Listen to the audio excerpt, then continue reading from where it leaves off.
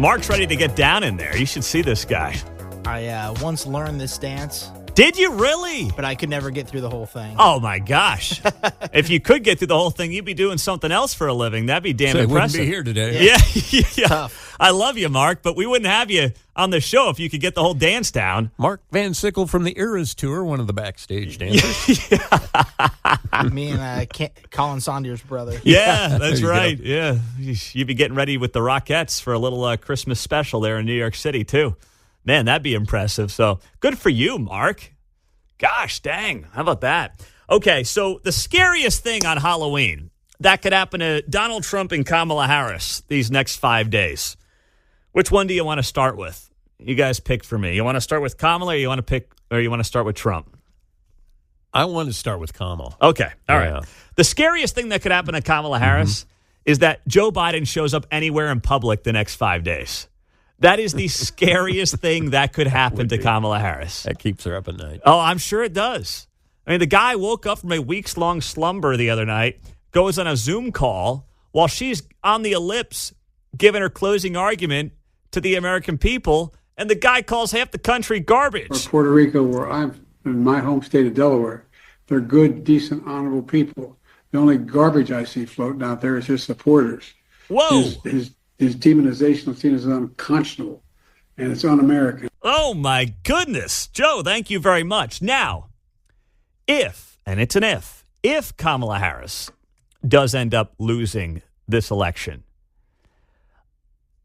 the campaign may blame Joe Biden. They may say, Joe, you screwed it up for us just like you screw everything up. God, don't, Joe. But here's the thing. It will not be because of Biden. He will not have helped. There's no doubt about it. But if she does end up losing, her loss will have begun weeks ago, not with Biden's dopey comments the other night. They were dopey. They were unhelpful. But it's not going to be the reason. But you know how it goes in campaigns, right? I mean, someone loses and it's never the candidate's fault. Everybody's always pointing the finger at somebody else. And Biden will be a very easy person to point the finger at, and it won't be fair. Because the campaign has been trending in the wrong direction for several weeks now. Their messaging has been all over the map. They've claimed to be the party of joy while they call their opponents Nazis and fascists and the whole thing. They've tried to make dumb jokes by a comedian a centerpiece of their closing argument. They really don't have any messaging that's of substance when it comes to policy outside of democracy and abortion and Trump's bad. So they will have, that will be the reason if, and it's a big if they lose, that will be the reason why. And then Biden will kind of just be the icing on the cake for the whole thing with the few undecided voters who are left. But the scariest thing for Kamala Harris would be Joe Biden literally showing up anywhere in the next 5 days. They should send Joe to Camp David, put him down at the beach. I know it's not a great time of the year for the beach in Delaware, but just literally get him anywhere but near a campaign trail. And that would be the best thing for Kamala Harris. Meantime, when it comes to Donald Trump, what's the scariest thing that could happen for Donald Trump in the next few days? The scariest thing for Donald Trump could be getting early voter information that suggests women are widely outpacing men at the polls. Now, early voting, you've already got 57 million people who have early voted. That's the last data point I saw yesterday. That's almost half the amount of people who are going to end up voting in this election. They've already cast their ballots. And if the early voting suggests that women are outpacing men in any kind of substantial way, then Trump is screwed. Because the gender gap is real. And Trump doesn't just have to win men. He has to win men by more than Kamala Harris wins women. So it's not good enough for Trump to win men by 15 points if Kamala wins women by 15 points, because women vote more than men do. More women cast ballots than men cast ballots.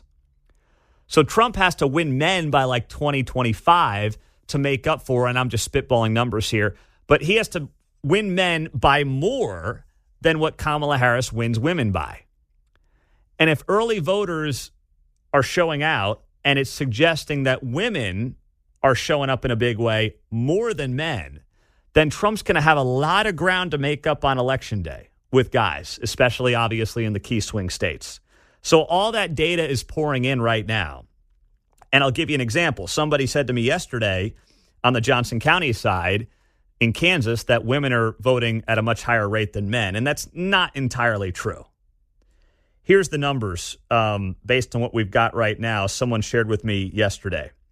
12,000 more women than men have voted in Johnson County, but there are 24,000 more registered women than there are men in Johnson County.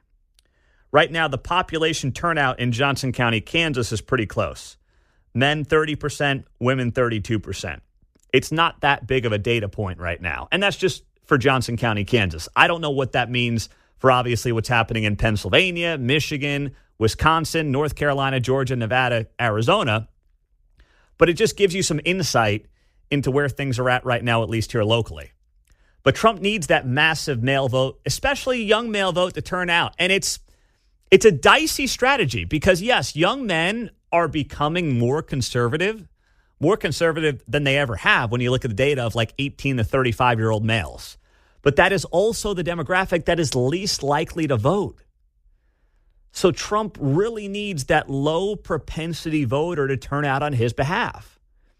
And yes, going on Rogan's podcast, and apparently J.D. Vance just wrapped up his Rogan podcast yesterday. It's going to be almost 4 hours when it drops. And that's great. But if the guys just say, yeah, that was a really fun episode, but then don't go vote, it doesn't matter. So they're banking on the least likely demographic to show up on their behalf and show up in a big way. And that is a very difficult selling point. Squeeze in real quick before the top of the hour. Paul in Kansas City. What's up, Paul? Hey, Pete, I was just telling John, I think the election runs through Wisconsin. Getting reports out of Milwaukee, Madison County, that the Democrats are concerned about a depressed vote with the African-American and Latino community.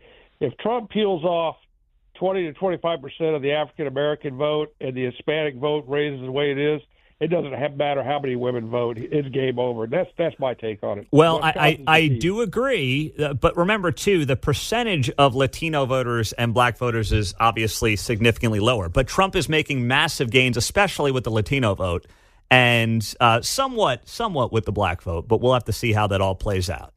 But he's still got to run up those numbers in a big way. That's why the Democrats are leaning into the Puerto Rico thing so heavily from a comedian.